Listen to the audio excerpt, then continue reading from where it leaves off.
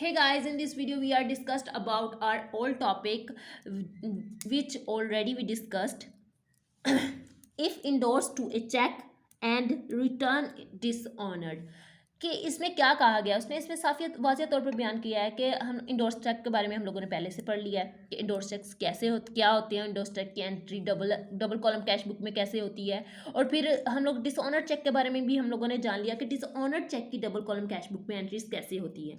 अब हम लोग जिसके बारे में फर्दर पढ़ने वाले हैं वो है कि अगर हम एक चेक जो है वो अपने डेटर से लेकर क्रेडिटर को इंडोर्स कर देते हैं, यानी कि मुंतकिल एक जगह से लेकर दूसरी जगह मुंतकिल कर देते हैं, उसी वो चेक जो अगर डिसऑनर्ड हो जाए तो वो उसकी एंट्री कैसे होगी, डबल कॉलम कैश बुक में भी और जनरल में भी उसकी एंट्रीज कैसे होती हैं। तो इस वीडियो में हम लोग इस बारे में डिस्कस करेंगे। Suppose first of all we have to read और definition. Suppose on 10 Jan 2070 we received a check from Amjad for 1000 and on 12 Jan we endorsed it to our creditor Mr. Nasim, but on 15 Jan 2017 the check dishonored and received bank from Mr. Nasim and we return it to Amjad, यानी कि हमने उसे अमजद को वापस कर दिया। इसमें उसने क्या कहा है इसको डिटेल से बात करते हैं कि उन्होंने कहा है कि पहले जो एक चेक था हम लोगों ने अपने डेटर से लिया, जिसको हमने उधार पर चीज़ें देते हैं उसे डेटर कहते हैं। उसे हमने सेल्स की उसे उधार पर, उसने हमें क्या दिया, उसने हमें चेक दिया। अब जिससे हमने खरीदी थी चीज़ें उधार पर उसने क्या किया, उसने 12 तारीख को हमसे पैसे मांगे। हमने कहा हमारे पास तो चेक है, तुम चेक ले लो, और ये चेक भी पैसों की जितना ही वैल्यू रखता है, तो कैश की जितनी ही वैल्यू है, तो हमने उसे इंडोर्स कर दिया। अब उसने क्या किया, क्रेडिटर ने मिस्टर नासिम ने 15 तारीख को चेक जो है वो उसने 12 तारीख को उसने बैंक में जमा करवा दिया कि इसे बैंक फॉर कलेक्शन के लिए भेज दिया कि इसे मेरे अकाउंट में सेटल कर दीजिएगा। बैंक ने 15 तारीख को उसे वापस कर दिया। उसे कहा कि ये चेक हमने कैंसिल करते हैं, ये चेक क्लियर नहीं हो सकता, इसमें कुछ खामियां हैं या इसमें कुछ गलतियां हैं जिसकी वजह से ये चेक डिसऑनर्ड हो गया। And receive bank from mister Nasim, और वो मिस्टर नासिम को वापस दे दिया। फिर क्या किया गया, फिर उस चेक को हमने दोबारा अमजद को, हमारा डेटर बन गया, हमने अमजद को वापस कर दिया। उसने हमें दिया और हमने फर्दर अमजद को वापस कर दिया। अब इसकी देखते हैं कि इसकी जनरल एंट्रीज कैसे होंगी। तो सबसे पहले देखते हैं जनरल एंट्रीज में कैसी होगी। क्वेश्चन हम लोग पहले रीड कर चुके हैं। जनरल एंट्री सबको आती है, अगर नहीं आती तो आप मुझे बताइएगा कॉमेंट्स में, हम इस पर भी एक सेपरेट वीडियो बनाएंगे। तो 10 तारीख को क्या हुआ था, 10 तारीख को हमने कैश लिया था, जो चेक लिया था वो कैश की सूरत में था। तो कैश हमारे पास कितना आ गया, 1000। मिस्टर अमजद हमसे चले गए क्योंकि हमने उनसे ले लिया था। फिर इसकी नरेशन कैसे आ जाएगी, बीइंग चेक रिसीव्ड। नेक्स्ट क्या हुआ था, 12 तारीख को हमने मिस्टर नासिम को इंडोर्स कर दिया था, तो ये चेक हो जाएगा mister Nasim account to cash account, cheque वापस चला गया। फिर क्या हुआ था, इसकी क्या नरेशन आ जाएगी, बीइंग चेक इंडोर्स्ड।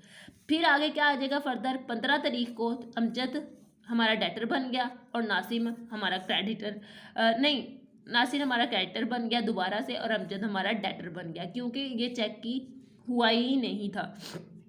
ना तो उसने हमें पैसे दिए, हमारे डेटर से हमें कुछ आया, और ना ही हमारे क्रेडिटर को कुछ गया।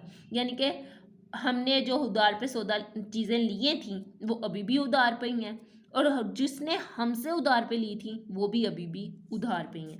तो इसकी नरेशन क्या हो जाएगी, बीइंग चेक रिटर्न्ड डिसऑनर्ड, यानी कि जो हमने चेक लिया था वो डिसऑनर्ड हो गया है, यानी कि हमें वापस मिल गया है।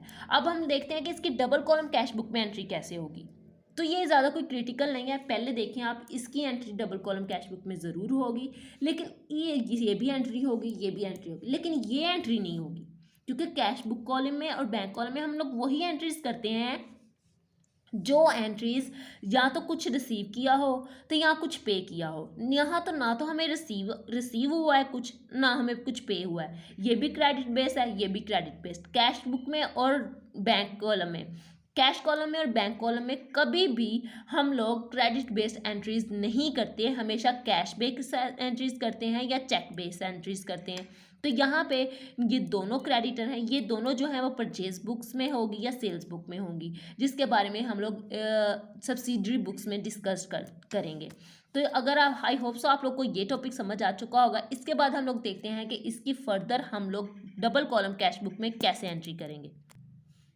So now in double column cash book में हम लोग एंट्रीज कैसे करते हैं, हम लोग इसका फॉर्मेट पहले ही सीख चुके हैं कि इसका फॉर्मेट कैसे बनाना है।